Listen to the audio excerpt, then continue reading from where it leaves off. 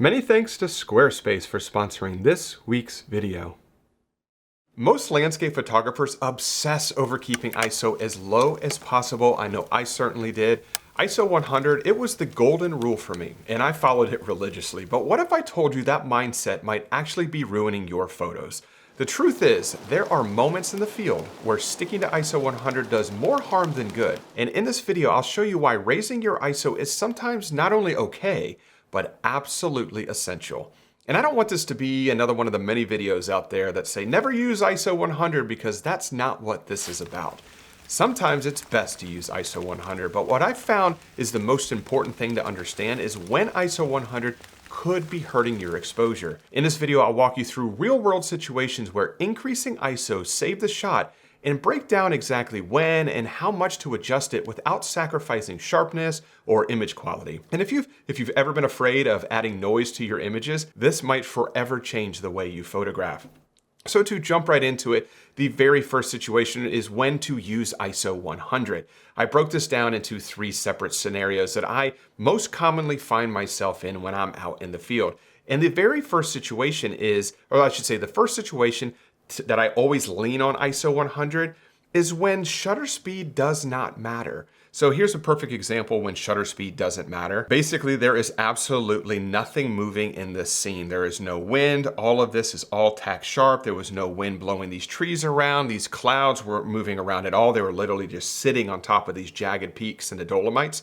There was literally nothing moving in this scene. So I could use any shutter speed. I could use a shutter speed that was very long. I could use a shutter speed a little bit quicker. It's not going to change anything about my overall photograph. So whenever there's absolutely nothing moving in your scene and shutter speed doesn't matter, that's when I will always use ISO 100. Here's another good example in the Faroe Islands, a very, very calm evening. The rain had just passed, the rain stopped. There was literally no wind at all. There was nothing moving. There was, I guess, this water in the distance here is kind of sliding down the mountain, but it's so far in the frame you can't even see it.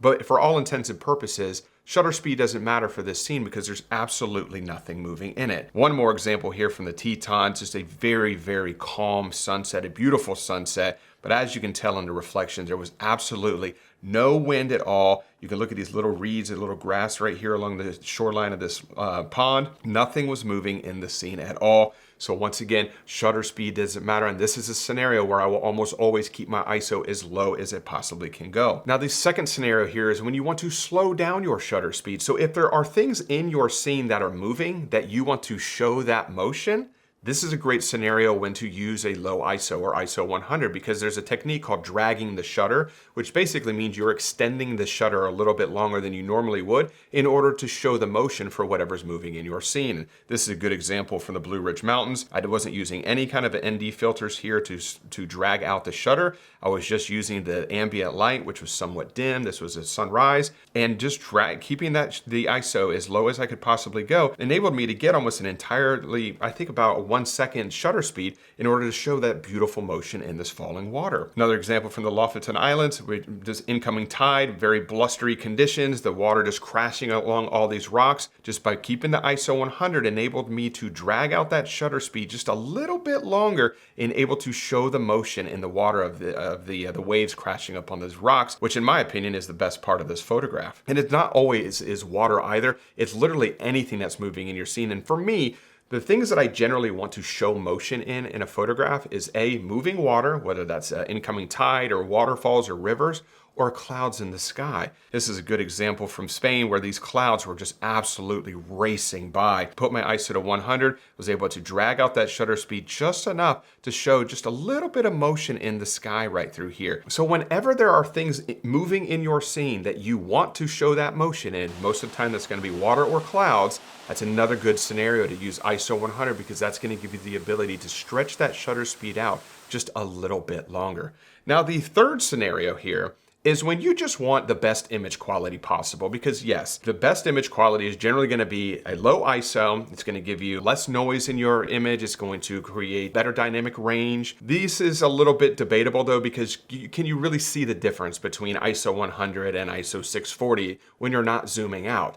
It depends on your camera, I guess, but for all intents and purposes, it is going to get you the best overall image quality. So in a scene like this, this kind of combining scenario 1 and scenario 2 together, there's really nothing moving in the scene here. So I don't really need to stretch the shutter speed out or anything like that, because I don't need to show any kind of motion at all, because there is no motion in this scene. So I was able to just put it at ISO 100 and get the best image quality possible. Here's another image from the Lofoten Islands. Very calm morning. There are a little bit of motion in the waves in the extreme background of this photograph, but it's so far from me, the viewer, that you really can't see it anyway. So there was really no motion in this scene that I actually wanted to show. So I kept it at ISO 100 to get the best overall image quality. Now, before we get into in my opinion, the most important part of this video, which is when to not use ISO 100, when to raise your ISO, there is something that I have found very, very beneficial to do. You can do this at home, you can do this in the field, but it's basically noise testing your camera.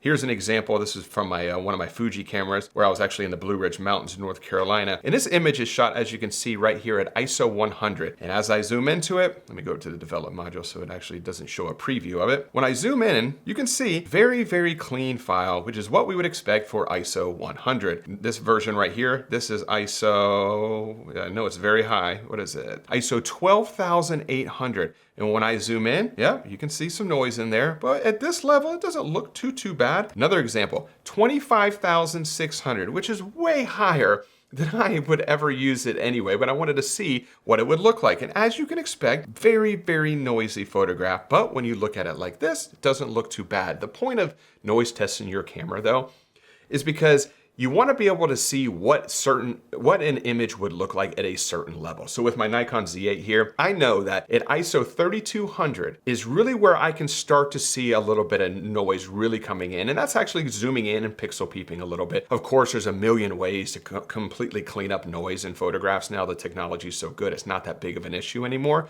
But knowing what that threshold is for you and your camera, some people's threshold might be higher than others. It's really whatever you want it to be. But knowing how high you can go with your specific camera is very, very powerful information to know. So I know from ISO 64 all the way up to ISO 3200 in my Nikon Z8, I'm perfectly fine. And that's where I almost always live, is somewhere in that zone. So just food for thought, something that you might want to do at home. It's simple to do. You can do it in your backyard, but noise testing your camera is very, very powerful stuff. Now, to get to the meat of the video here, when to increase your ISO above 100. And I broke this down into 3 scenarios too that I most commonly find myself in.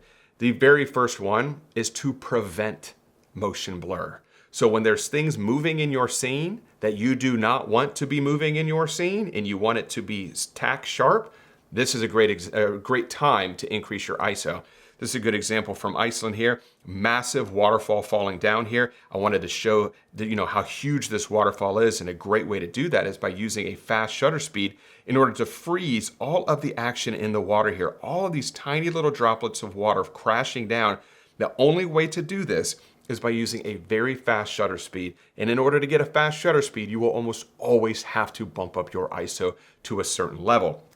Now, of course, this depends on how bright of a day you're photographing in. If it's very, very dark out, you're gonna have to crank your ISO extremely high. If it's a very bright day out, you might only have to take your ISO to 400 or maybe 640 in order to capture it. But you will almost always have to get your ISO off of 100 and move it north a little bit to get that shutter speed fast enough to photograph something like this. Another good example here from Bali, same scenario here, wanting to capture all of this beautiful detail in the water here, needed an extremely fast shutter speed in order to do it, had to bump the ISO above 100. Now, this is another good example here of not of water, but of things moving in my scene that I wanted to keep stationary. These clouds were just moving and building so much over these mountains in the Dolomites, and I wanted to show this dramatic nature of these, the structure of these clouds. So I wanted to use a faster shutter speed in order to do that. And as you can see, these clouds don't appear to be moving at all because I used a faster shutter speed. But in order to do that, I had to take my ISO above 100. Now, this is probably the scenario that I most commonly find myself in, is woodland scenes like this, especially when you have leaves close to your camera like I do right here. A lot of times in the woods, it's unusual sometimes to get completely still conditions. On this particular day, it was very windy. All of these leaves, all of them were blowing all over the place. So as you can imagine, if I used a 1 second exposure, all of this would just look like mush. but I needed to do a fast shutter speed, especially because all of these leaves are very close to the viewer right here. You would easily be able to see these if these were not tack sharp, but I had to use a faster shutter speed, which meant I had to bump that ISO up a little bit in order to do that. Here's another example of just flowers. You will almost always have to bump your ISO above 100 when you're photographing flowers on a windy day, because they are going to be blowing all over the place. And as you can imagine, these flowers here are right in the foreground, a very prominent figure in this scene, so these needed to be, or at least I should say, I wanted them to be tack sharp. So just to summarize real quick, whenever there are things moving in your scene that you do not want moving in your scene, you're gonna have to use a faster shutter speed, and in order to do that, you're gonna have to bump your ISO. The second most common scenario, and I think we all know this one, hand holding your photograph. So whenever you're hand holding your camera, here's an image from Greenland. My workshop we're all on a sailboat, which the sailboat's moving. Can't use a tripod on a sailboat because your platform is shifting around too. So everything had to be handheld. As you can tell, this is also dimmer lighting conditions. So everyone in the workshop had to bump their ISO a little bit. So whenever you're photographing handheld, not only do you have to compensate for the fact that it's hand holding, but you're going to have to more than likely use something like the 1/4 focal length rule. That was a lot of likes. But if you're shooting at, say, 100 millimeters, your shutter speed is going to have to be 1/100. In order to achieve a fast enough shutter speed to hand hold the camera, you're probably going to have to bump that ISO up a little bit. Here's another example of this. This is when you are hand holding and also there's something moving in your scene that you don't want to be moving in your scene. So these puffins in the Faroe Island, of course, I'm not a wildlife photographer, but the few times I have done it, I've never used a tripod. I wanted to be nimble, so I was always hand holding it. So I had to bump the ISO to compensate for the fact that I was hand holding the photo. Plus there was something moving in my scene, which is this puffin. So I really had to crank up that ISO in order to get a fast enough shutter speed to be able to hand hold the photograph and keep my subject tack sharp. Another example from the Smokies of this black bear. Once again, hand holding the photograph. The bear wasn't moving much, but these leaves were moving a little bit. So I was hand holding and there was things moving in the scene as well. So it's kind of combining scenario 1 and scenario 2 together. So scenario 3, and this is the final one, is astrophotography. You will always have to increase your ISO above 100 when you're shooting astro. This image right here from Norway, this is shot at ISO 1600. This right here, also from Norway, this is shot at ISO 3200. But when you're shooting astro, I think it's kind of common sense a little bit. I think everybody knows that you're gonna have to bump your ISO above 100. But those are the 6 total scenarios. So 3 scenarios when I use ISO 100, 3 scenarios when I always bump it above ISO 100. And I think that's the most important thing, is to understand when you need to bump your ISO and knowing how high you can bump your ISO in your camera before the image starts to completely fall apart. That is really the most powerful scenario. That's the most powerful information you can know that will help you in the field. I hear about this all the time about how nerve-wracking it is understanding exactly where to move your ISO level, whether or not to always keep it at 100 or to move it up, or how far to move it up. So this information here has definitely helped me to be more confident and feel more comfortable and come away with better photographs as well, which is most important. So I do hope that information was helpful. Now, before I do wrap everything up here, I just want to say a big thanks to the sponsor of this week's video, which is Squarespace, who I use for all of my website and e-commerce needs. Squarespace offers a stunning, user-friendly platform to build your website. With their Blueprint AI design system, you can showcase your photography and create a standout online presence with ease. Plus, built-in Squarespace SEO tools help your site appear in more searches, making it easier for the right customers to find you. And if you're looking to sell online, Squarespace's online store feature provides everything you need to sell your physical goods, digital content, or services seamlessly. So if you're looking to start a new website or possibly upgrade your current website, check out squarespace.com/Mark Denney for a free trial and 10% off your first purchase.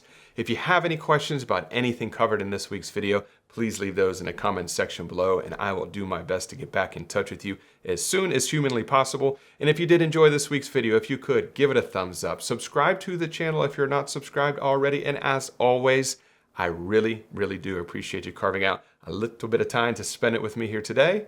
And I will see you all next Wednesday. Bye.